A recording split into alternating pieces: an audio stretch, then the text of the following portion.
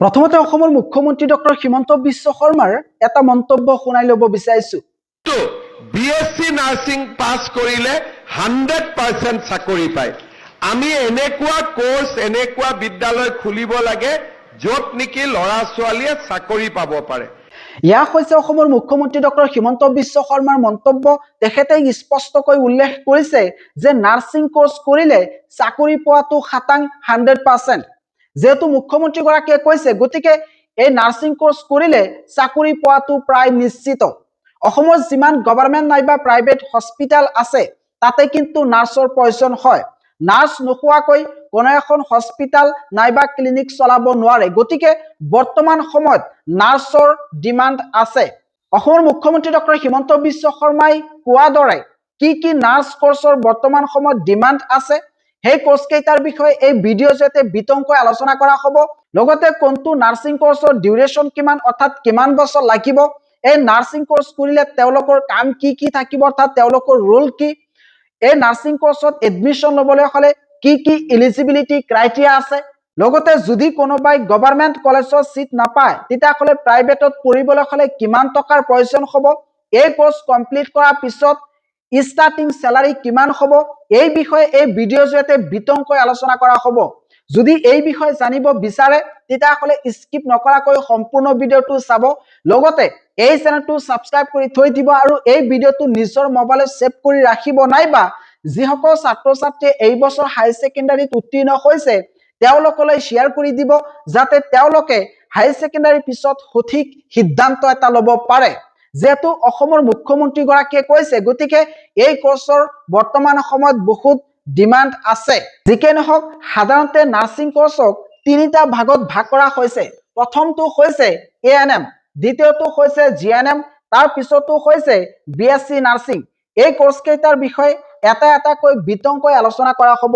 যদি এই বিষয়ে জানিব বিচাৰে তেতিয়াহ'লে স্কিপ নকৰাকৈ ভিডিঅ'টো চাই ল'ব, আৰু যিসকলে জানে তেওঁলোকে ইয়াতে স্কিপ কৰিব পাৰে, তেওঁলোকে আঁতৰি যাব পাৰে।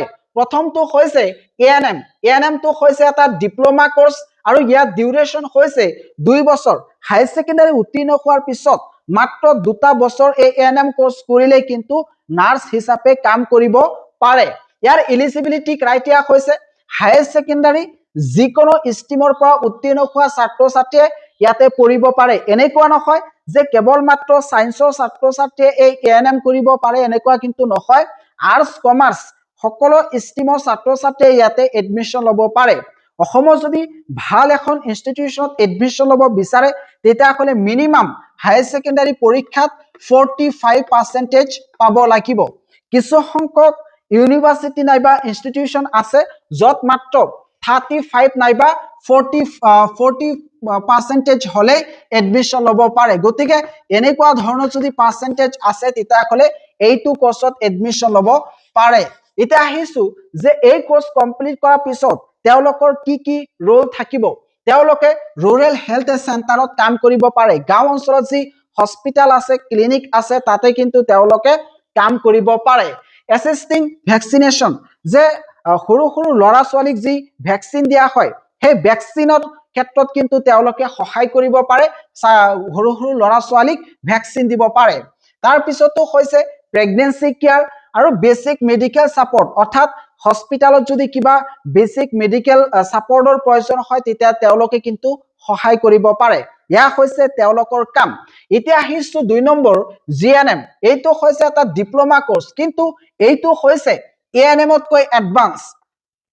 এই কোৰ্সৰ ডিউৰেশ্যন হৈছে 3.5 ইয়াৰ্স, লগতে 6 মাহৰ এটা মেডিকেল অৰ্থাৎ হস্পিটেল ইন্টাৰ্নশিপ। এই কোৰ্স কমপ্লিট কৰাৰ পিছত হস্পিটেলত 6টা মাহ ইন্টাৰ্ন হিচাপে কাম কৰিব লাগিব। এই কোৰ্স কমপ্লিট কৰাৰ পিছত তেওঁলোকে গভৰ্ণমেণ্ট নাইবা প্ৰাইভেট হস্পিটেলত স্টাফ নাৰ্ছ হিচাপে কাম কৰিব পাৰে। লগতে তেওঁলোকে provide special care then ANM, অৰ্থাৎ ANM তকৈ তেওঁলোকে এডভান্স স্পেচিয়েল পেশেন্টক কেয়াৰ দিব পাৰে। তেওঁলোকৰ কাম সেম, তেওঁলোকেও ভ্যাকসিনেশন প্ৰভাইড কৰিব। এই কোৰ্স কমপ্লিট কৰা শিক্ষাৰ্থীও কিন্তু ভ্যাকসিনেশন প্ৰভাইড কৰিব, কিন্তু তেওঁলোকৰ ভ্যালুটো ওপৰত থাকে ইয়াতকৈ, আৰু তেওঁলোকে স্পেচিয়েল কেয়াৰ প্ৰভাইড কৰিব পাৰে। তেওঁলোকক অলপ এডভান্স শিকোৱা হয়।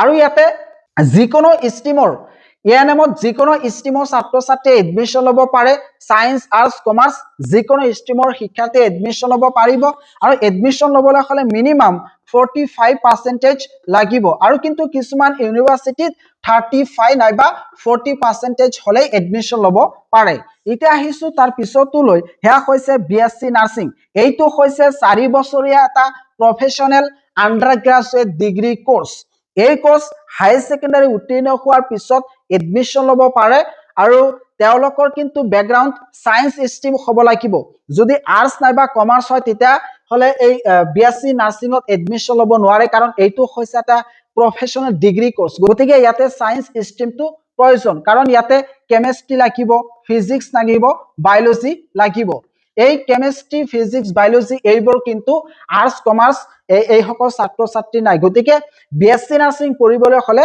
সায়েন্স স্ট্ৰীমৰ ছাত্ৰ ছাত্ৰী হ'ব লাগিব এই কোৰ্স কমপ্লিট কৰাৰ পিছত নাৰ্ছ সুপাৰিনটেনডেন্ট হিচাপে কাম কৰিব পাৰে লগতে কমিউনিটি হেলথ অফিচাৰ হিচাপে কাম কৰিব পাৰে তেওঁলোকে কিন্তু এই এএনএম আৰু জিএনএম কন্ট্ৰোল কৰিব এখন হস্পিটাল নাইবা ক্লিনিক চলাবলৈ হলে কিন্তু এই বিএসসি নাৰ্ছিংৰ প্ৰয়োজন হয় আৰু এই বিএসসি নাৰ্ছিংয়ে গোটেই হস্পিটালটো মেইনটেইন কৰিব যে নাৰ্ছৰ যি কাম হেয়া কিন্তু তেওঁলোকে কন্ট্ৰোল কৰিব আৰু এএনএম আৰু জিএনএম কিন্তু তেওঁলোকে কন্ট্ৰোল কৰিব অৰ্থাৎ তেওঁলোক হৈছে এই এএনএম আৰু জিএনএম কৰাৰ হেড গতিকে বৰ্তমান সময়ত এই জিএনএম এএনএম নাইবা বিএসসি নাৰ্ছিং কোৰ্স কৰা ছাত্ৰ ছাত্ৰীৰ স্কোপ আছে এতিয়া আলোচনা কৰিব বিচাৰিছো যে যদি গভৰ্ণমেন্টৰ সিট নাপায় তেতিয়া হলে প্ৰাইভেটৰ সিট পালে কিমান টকাৰ প্ৰয়োজন হ'ব পাৰে নিশ্চয় জানে যে যদি অসমৰ গভৰ্ণমেন্ট নাইবা প্ৰাইভেট ইনষ্টিটিউচনত এডমিশ্যন ল'ব বিচাৰে তেতিয়া হলে সিডব্লিউ এটা এন্ট্ৰেন্স এক্সাম দিব লাগে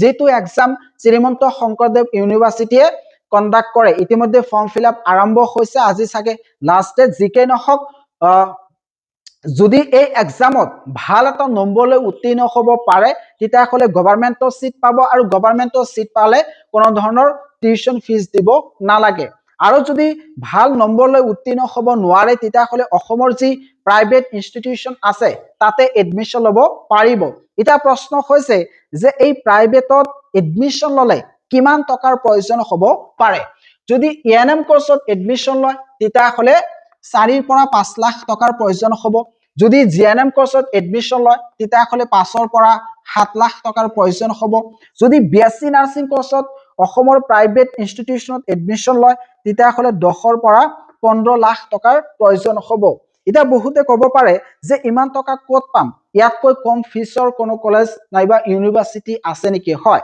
যদি আৰ্থিকভাৱে দুৰ্বল তেতিয়া হলে অসমৰ বাহিৰত একেবাৰে কম খৰচত এইবোৰ কোৰ্সত পঢ়াব পাৰে অসমৰ বাহিৰত কিমান পৰিব যদি এএনএম পঢ়াব বিচাৰে তেতিয়া হলে ইয়াতে কিন্তু এন্ট্ৰেন্স এক্সাম নাই যদি এএনএম পঢ়াব বিচাৰে তেতিয়া হলে 2 পৰা 3 লাখৰ ভিতৰত এই কোৰ্সটো কমপ্লিট কৰিব পাৰে ইয়া হৈছে অসমৰ বাহিৰত আৰু যদি জিএনএম পঢ়াব বিচাৰে তেতিয়া হলে 3 পৰা 4 লাখ লাগিব আৰু যদি বিএসসি নাৰ্ছিং পঢ়াব বিচাৰে তেতিয়া হলে 6 পৰা 7 লাখ টকাৰ প্ৰয়োজন হ'ব চাও অসমত 4 পৰা 5 লাখ আৰু বাহিৰত 2 পৰা 3 লাখ ইফালে জিএনএম 5 পৰা 7 লাখ আৰু বাহিৰত 3 পৰা 4 লাখ মানে একেবাৰে হাফ ফিস যদি অসমৰ বাহিৰত পঢ়াব বিচাৰে তেতিয়া হলে মোৰ লগত যোগাযোগ কৰিব পাৰে মই অসমৰ বাহিৰত একেবাৰে কম খৰচত এডমিশ্যন কৰাই দিব পাৰিম স্ক্ৰিনত মোৰ নম্বৰ দি দিছো এইটো নম্বৰত যোগাযোগ কৰি অসমৰ বাহিৰত এডমিশ্যন ল'ব পাৰে এইটো হৈছে মোৰ ষ্টাফ নাম্বাৰ জিকে নহক এতিয়া আলোচনা কৰা হ'ব যে এই এএনএম জিএনএম নাইবা বিএসসি নাৰ্ছিং কোৰ্স কৰিলে ষ্টাৰ্টিং স্যালাৰি কিমান হ'ব যদি এএনএম কোৰ্স কমপ্লিট কৰে তেতিয়া হলে তেওঁলোকৰ ষ্টাৰ্টিং স্যালাৰি হ'ব 12000 ৰ পৰা 15000 এয়া হৈছে ষ্টাৰ্টিং আৰু লাহে লাহে এই স্যালাৰিটো ইনক্ৰিমেন্ট হৈ থাকিব যদি জিএনএম কোৰ্স কৰে তেতিয়া হলে ষ্টাৰ্টিং স্যালাৰি হ'ব 15000 ৰ পৰা 17000